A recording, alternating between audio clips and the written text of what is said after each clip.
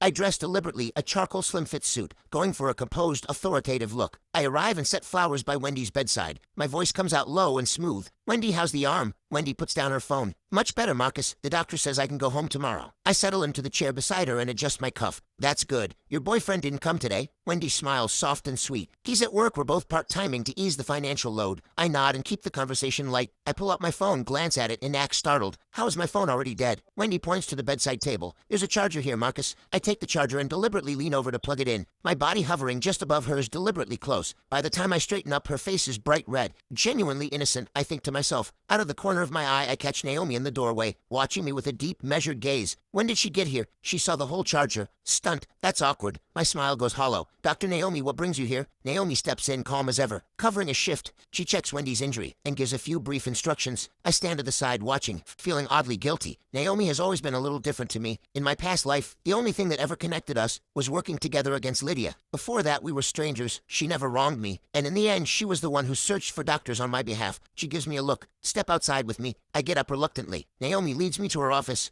The other doctors are gone. It's just the two of us. She flips through patient files without looking up. "How are things with Lydia lately?" Her dark hair is pulled back simply, revealing the pale line of her neck. The clean angle of her profile, I catch the sharp rise of her nose. I answer vaguely. "Same as always. Marriages stagnate, that's why people seek excitement. But the price is usually steep." Naomi's voice is exactly like her, calm and a little distant. I frown. "Why haven't you talked to Lydia?" Naomi closes the file and finally looks up properly. "I have. She doesn't listen." I don't even notice the edge of defiance in my own voice when I say, "Then neither do I." Something flickers in Naomi's eyes, as if my tone caught her off guard. I pull myself back. "You're her closest friend. You know better than anyone what she's been doing all these years. I never argued, never caused a scene, never crossed a line. I've done more than enough. That girl just now, I bumped into her by accident. I came to visit. That's all there is to it. The reason I've changed around Lydia is simple. I want out of this marriage. But I'm not going to lose my composure in front of others, divorced or not. I still have a life to live." Naomi holds my gaze for a long moment, as if she's not entirely convinced. Just then, the other doctors return to the office. Naomi looks away and waves a hand. Right, she can be discharged tomorrow. Somehow, talking to Naomi leaves me feeling more suffocated than talking to Lydia does. With Lydia,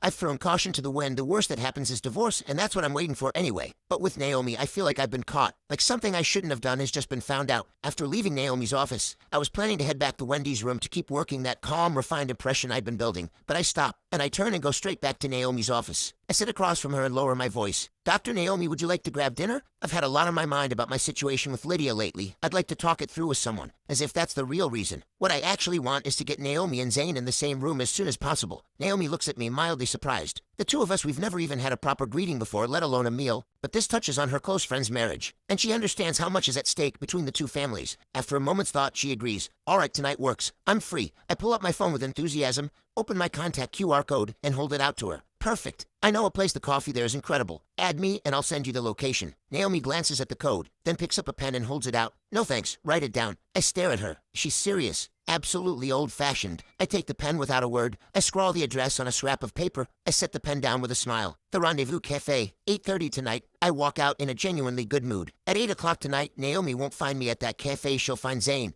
With that in mind, I spend the rest of the day buzzing with anticipation. I can't stop picturing the moment Naomi and Zane come face to face. I decide to go in disguise. I'm not missing this. The only question is, will Naomi fall for Zane on the spot, or will it take time? Around 8 o'clock, I head to the cafe alone. I don't go inside. I peer through the floor-to-ceiling window instead. Sure enough, Naomi is there, seated in the corner by the wall. Isn't that my old favorite spot? Her hair is down. Her whole presence cool and a little remote. She sits quietly with her coffee, not even glancing at her phone. Where's Zane? I scan the counter, searching. I look and look, no sign of him anywhere. Instead, it's my own lurking around that catches Naomi's eye. She spots me, stands, and comes out to meet me. Too late to run. Naomi doesn't bother with pleasantries. "Marcus, what are you doing out there? Blind?" I pull off the wig, feeling deflated. "You're a doctor. Could you be a little more civil? Honestly, that thing was suffocating." Naomi frowns. "You invite me here to talk, then stand outside in a disguise. What exactly is going on?" I answer without missing a beat. "I'm here, aren't I? I just wanted to check you were actually inside first." Naomi skips the argument, pushes the door open, and gestures for me to get inside. I shuffle in, wig in hand, deeply reluctant. As I pass the counter, I look again carefully. Zane is definitely not here. I ask one of the other staff, "Where's Zane?" "He's off today." My face falls. All that anticipation gone. I drag myself over and sit across from Naomi. I order a black coffee out of habit and stare into it. Naomi watches me. "Weren't you the one who wanted to talk about you and Lydia?" I shrug.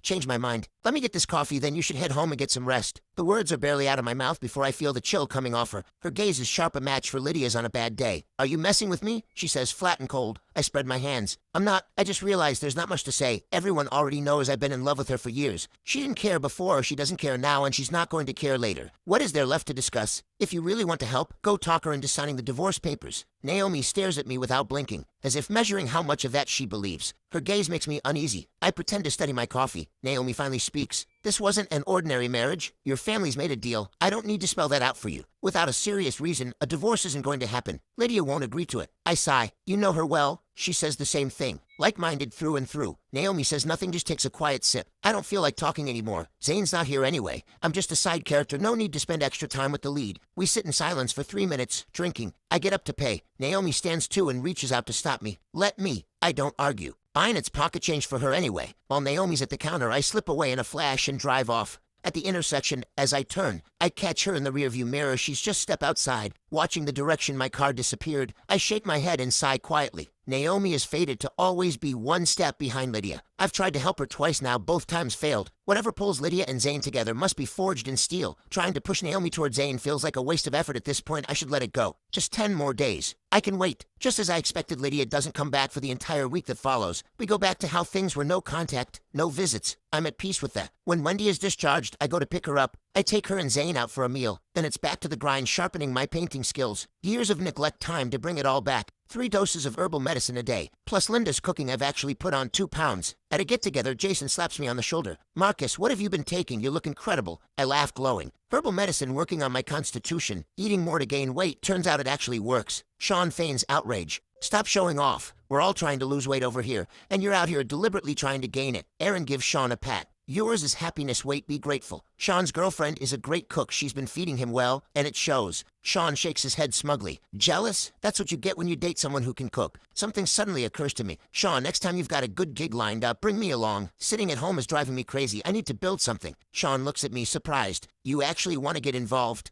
I'm completely serious. If the right opportunity comes up, absolutely. I've thought about starting from the bottom at my family's company, but that's not where my heart is. My parents are still in good health. They don't need me there. I want to reclaim my own dream. Sean slaps his knee. I've been wanting to say this for ages. You were the most celebrated painter at Alton University, and you've been sitting home playing house husband. What a waste. Don't worry, if anything high-end comes up, an exhibition or event, I'll put your name forward. I bow my hands together. Deal. No need to thank me, tonight's on me. Don't hold back. After drinks, Jason and the rest of us go our separate ways. I call Ray to come pick me up. I've barely ended the call when I hear a familiar voice. I turn, it's Wendy. Marcus. I blink. Wendy, what are you doing here? Wendy looks at me. I've been working a part-time shift nearby, just got off. Marcus, have you been drinking? She must have caught the smell. I press a hand to my forehead and nod. The alcohol is hitting me now and my head is swimming. Wendy, can you drive? Wendy answers quickly. If you're not in any shape to drive, I can take you. I toss Wendy the keys and call Ray to cancel. When Wendy sees the silver Rolls Royce, a flash of surprise and admiration crosses her face. Marcus, this is yours? I answer through the dizziness. Yeah, mine. Just use the navigation, take me to Crestwood Manor. Wendy blinks. Crestwood Manor? She looks frozen, so I lean in. I let myself lean softly against her shoulder. Don't just stand there, my head is spinning. The kind of accidental closeness that looks like something more. It always does the most. Wendy snaps out of it, realizes how close we are, and quickly steadies me. Her face is flushed. Careful, Marcus, don't fall. Wendy and Zane are alike in this. Neither of them is swayed by money. Even knowing they're dealing with someone wealthy, they keep their heads. I play up the drunk act and grin.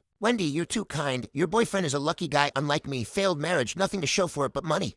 This car, it's actually the most ordinary one we have. If you like it, it's yours. If Lydia can give cars and apartments to other men, so can I. Wendy shakes her head quickly and helps me into the car. No, Marcus, you've had too much. Let me just get you home. Wendy drives with extreme care, going very slowly, probably terrified of scratching something she couldn't afford to replace. I pretend to sleep in the passenger seat, peeking occasionally to check where we are. After a while, Wendy speaks. Marcus, we're at Crestwood Manor. Which building? I answer without opening my eyes. Building 8. Wendy enters the specific building into the navigation and brings me all the way to the front of my door, parking cleanly. I pull out my wallet and hand her a stack of bills. Take it, that's for the drive and a little extra. Wendy freezes, then quickly tries to hand it back. Marcus, you don't need to pay me. I was just doing you a favor. I undo my seatbelt and step out. Take it. It's late. Getting a cab home would be a hassle. Keep the car. Call me tomorrow and I'll send Ray to pick it up. Without waiting for an answer, I head inside. The moment I'm home, I wake Linda and ask for a sobering tea. She's in the kitchen before I've even finished asking. In 2 or 3 days, Lydia will be attending the Summit Business Forum. The moment she meets her real love is drawing closer, and so is the moment I get my freedom. A little while later, I hear an engine cutting out outside, and then Lydia appears. She takes one look at me sprawled on the living room sofa, then sits down at the far end. She reeks of alcohol too, not much better than me. Linda brings the sobering tea and sets it in front of me, then turns and greets Lydia politely. Lydia glances at her, expression flat, and says nothing. I sit up and give Lydia a bright smile. You've been drinking too, haven't you? Here, you take this one. Linda, could you make me another? Linda nods and heads back to the kitchen. Lydia doesn't touch the cup. I don't need it. I feel a quiet flicker of satisfaction. This tea was brewed by her future mother-in-law. One day soon she'll be chasing after Zane and getting the cold shoulder, and she'll have to keep smiling through it. Linda comes back with a second cup. I speak to Lydia in a leisurely tone. Linda was already asleep when I woke her up to make this. If you don't even take a sip, that's really not fair to her. Linda quickly jumps in. It's no trouble at all. It's my job. I speak gently, but every word is a dig at Lydia. She has no manners and a terrible temper, Linda. Please don't take it personally. She's going to fall head over heels for Zane soon enough. I might as well make that road a little harder to walk. Linda looks flustered. Please, sir, you're far too kind. I wave her off. That's all. Linda, go get some rest. After Linda leaves, I finish half the cup. Then I head upstairs to shower, and Lydia, as usual, retreats to the guest room. But when I come out after the shower, I find Lydia sitting on the master bedroom bed in her pajamas. I frown. What are you doing in my room? Lydia looks equally annoyed. My parents are here. They're in the guest room. In my past life, they wanted grandchildren so badly, and they never once showed up at Crestwood Manor to check on us. So why now? I'm caught off guard. This is sudden. Lydia gives a cold laugh. Sudden? Think about what you said to Naomi and tell me if you're really surprised. So that's why Lydia came back tonight, to manage an unexpected inspection. I genuinely did not see Naomi going to Lydia's parents coming, and now my in-laws are here. This cursed butterfly effect, I'm not taking the blame for this. I barely said anything. I just asked her to talk some sense into you about the divorce. How was I supposed to know she'd go straight to your parents? Lydia is visibly irritated, her tone edged with warning. How long are you planning to keep this up? I don't answer. I open the drawer and pull out a divorce agreement already drafted. My signature is already on it. No assets, no claims, just the divorce. I hold it out to Lydia. Sign it, and you'll have your answer about whether I'm playing games. The air goes still. Lydia's expression darkens with every second. Just as she moves to tear it apart, a knock at the bedroom door. My mother-in-law's voice comes through. Lydia, Marcus, are you two still up? Lydia shoves the agreement under the covers in an instant, then goes to open the door. It's so late, why aren't you in bed? My mother-in-law stands in the doorway. We were just about to turn in, but we saw the light on and wanted to check on you. I walk over to join them, time to put on a show. We were just about to turn in ourselves, Mom. As I say it, I slip my arm through Lydia's and lean against her shoulder. Lydia doesn't flinch. She shoots me a look, says nothing. My mother-in-law smiles warmly. It really is late. Your father has the Summit Business Forum the day after tomorrow. We made a last-minute trip to Alton, so we thought we'd just stay here instead of getting a hotel. I put on my warmest expression. That's wonderful. It's been too long since we've seen you both. We'll take you out for some good food while you're here. Make a proper visit of it. All right, you two get some sleep. Don't stay up too late. My mother-in-law turns and walks away. In my past life, I had always gotten one thing wrong. I thought Lydia was a free spirit who rarely listened to her family, and I had poured everything into her, convinced that as long as she loved me back, nothing else mattered. But then I watched her fight tooth and nail for her family's approval, all for Zane's sake. That's when I realized family meant everything to her. If only I had built a real bond with her parents, maybe I wouldn't have been the one to lose. I closed the door and let out a quiet breath of relief, then lock eyes with Lydia, and the awkward silence hits immediately. You take the bed and I'll take the couch. Or should it be the other way around? Lydia drops onto the bed without a care and answers flatly, don't bother. You really think either of us would feel anything? I have to admit Lydia has a real gift for twisting the knife. I don't say another word. I just lie down on the other side. This is only the second time we've shared a bed since getting married. The first was our wedding night and she didn't touch me then either. We lie back to back like two strangers who just happen to share a bed. After a moment, I break the silence. Can you give me Naomi's number? Lydia says nothing. I roll over to look at her. Has she already fallen asleep? I feel a flash of irritation. Then her voice cuts through, cold and flat. No, fine. I close my eyes again and try to sleep. Then a low rumble of thunder rolls in from outside. A storm is coming. A crack of thunder explodes and I yank the blanket up over my head in one sharp pull. But even the rolling thunder can't drown out Lydia's voice. Sharp and seething. Marcus. I peek out from under the blanket and face her scowl. Sorry, I'm scared of thunder. Lydia has never had a single soft spot for me. She yanks the blanket right back. Not my problem. Boom, another massive crack of thunder shakes the air. I shoot across the bed like an arrow and bury myself in her arms. Divorce can wait, surviving the night comes first. Lydia goes completely rigid, clearly appalled. Who could possibly be comfortable cuddling a man as bony as a bamboo pole? Even I feel awkward about it. Lydia pries my arms off, expression sour. Don't touch me, please. I swallow the stain and keep my voice even. Then stop stealing my blanket. Lydia kicks the blanket over to my side, then climbs out of bed, digs out a spare blanket, and makes herself a spot on the floor. I wrap myself up tight in the blanket like a cocoon, my eyes drifting down to where Lydia lies on the floor. If it were Zane who was scared of thunder, she'd probably pull him so close she'd never let go. That night, I dream of my past life again. The despair, the helpless rage, it seared into me. The next morning, I wake to find Lydia already gone from the floor.